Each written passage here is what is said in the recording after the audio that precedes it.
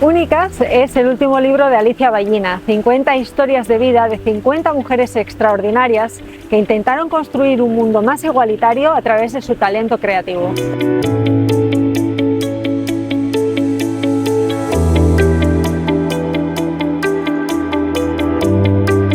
Alicia Ballina, bienvenida a Calprestosum. Muchas gracias. Ya eres familia en esta casa, que lo sepas.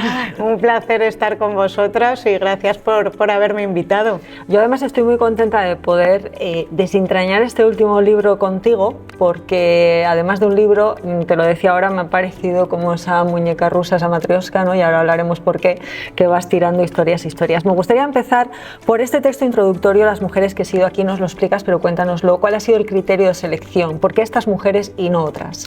Pues bueno, este es un libro que, como todo lo que hago, pues surge de la curiosidad, ¿no? Y surge también de una serie de historias que yo iba narrando y iba contando en el diario El Mundo y además a partir de ahí yo creo que surgió de manera muy espontánea la idea de poder organizar y ordenar todas esas historias de mujeres que yo iba contando en un libro. Es verdad que la selección de las 50, como digo en el epílogo del libro, es fruto de mi propio interés, de mi propia curiosidad, de la faceta investigadora que yo desarrollo en el campo de la literatura, en el campo de las artes, pero evidentemente son muchísimas más las que no están aquí, las que merecen ser rescatadas. Hay algunas de ellas que también tengo en el banquillo, porque las historias me han permitido llegar y desgranar otras historias que no han tenido cabida en este primer volumen, pero que yo creo que son interesantes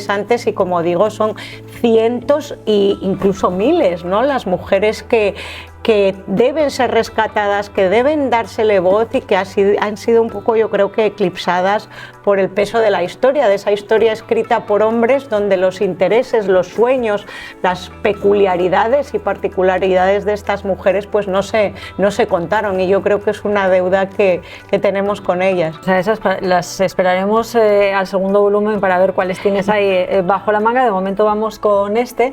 Yo, como lectora, estoy disfrutando mucho de ir, nos lo comentas también en el texto introductorio, que uno puede no ir cronológicamente. Yo lo estoy haciendo así y además me está divirtiendo hacerlo así. No sé si tu proceso creativo fue un poco también así de aquí para allá, o tenías ya un mapa súper definido. ¿Cómo fue?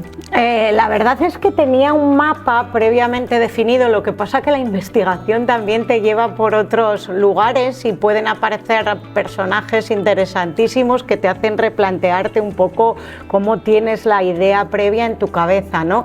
Yo lo que quería estaba segura que quería hablar de mujeres españolas, todas ellas fallecidas, y hacer un abanico amplio, pero que cada historia fuera independiente, ¿no? Y que el lector pudiera navegar, ir de aquí para allá, cerrar una historia y empezar otra cuando quisiera, sin tener que seguir un orden, digamos, ¿no? Y eso es lo que yo creo que es una de las riquezas del libro, ¿no? Que uno puede trasladarse al Wimbledon de los años 20 y jugar al tenis con Lili Álvarez, puede cerrar esa historia y puede pues vivir en la Málaga también de finales del siglo XIX y ver cómo una mujer de origen humilde pues es rescatada, ¿no? Por un príncipe y un marajá indio, y casarse ahí en Cupurtala, vamos, sobre elefantes, ¿no? O sea, que imaginaros.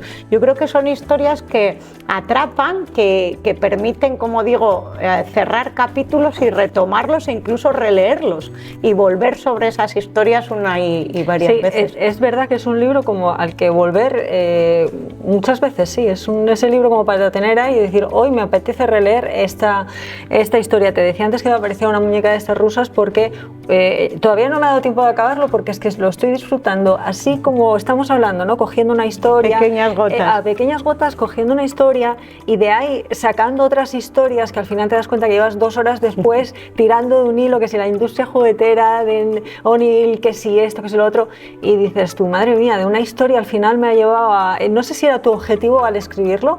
Si otros lectores también te lo están comentando, ¿cómo? Sí, la verdad es que está teniendo una tremenda acogida porque la gente, como digo, está disfrutando de esas pequeñas historias y de la posibilidad de ellos ir creando, ¿no?, su propio viaje y su propio recorrido a través del libro, ¿no? Y yo creo que es un homenaje también porque es necesario, ¿no?, dar voz y descubrir todas estas historias, porque yo creo que nos podemos sentir perfectamente identificados con cada una de ellas. Y la verdad es que a mí lo que más me interesa, no solo en el ensayo sino en la novela, es rescatar las historias humanas, las historias de vida detrás de cada una de estas mujeres, porque todas ellas sufrieron la incomprensión, la indiferencia, tuvieron miedos, tuvieron inseguridades, que es algo que nos pasa a todos los seres humanos, ¿no? Entonces yo creo que la capacidad de lo que hoy llamamos resiliencia, ¿no?, esa fuerza interior que les hizo sobreponerse a todas esas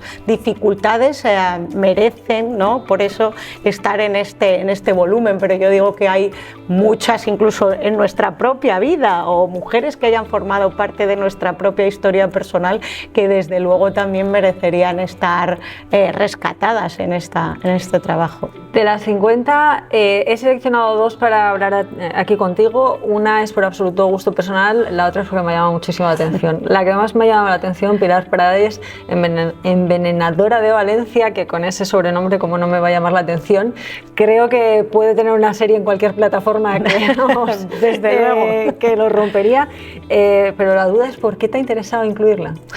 Pues la verdad es que cuando descubrí a Pilar Prades me pareció un personaje tremendamente triste y con una historia muy muy dura detrás. Es una de las historias que realmente terminan mal, ¿no?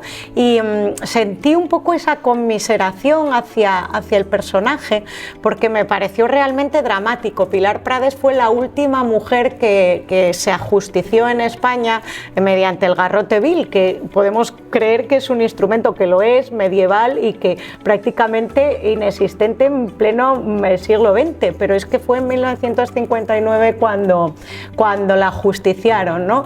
Y era una mujer de origen tremendamente humilde, era una mujer que apenas sabía leer y escribir, que tuvo que salir con 12 años de su casa para ir a lo que se decía ir a servir, ¿no?, a una población como era Valencia, mucho más grande, con muchas más posibilidades de caer en una buena familia que te diera cama, comida. Y ella estaba preparada para, bueno, pues para casarse, tener hijos y vivir esa vida, ¿no?, de mujer de posguerra.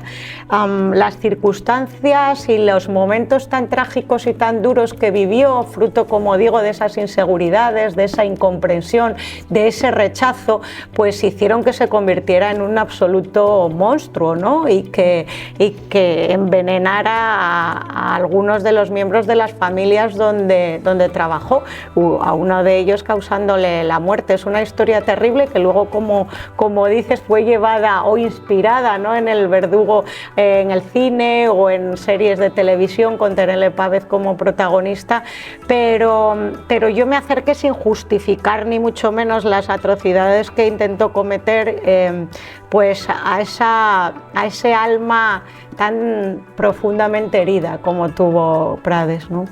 La otra es Ana Caro, una dramaturga del siglo de oro, que en su momento sí que fue reconocida por sus coetáneos, ¿no?, Calderón de la Barca.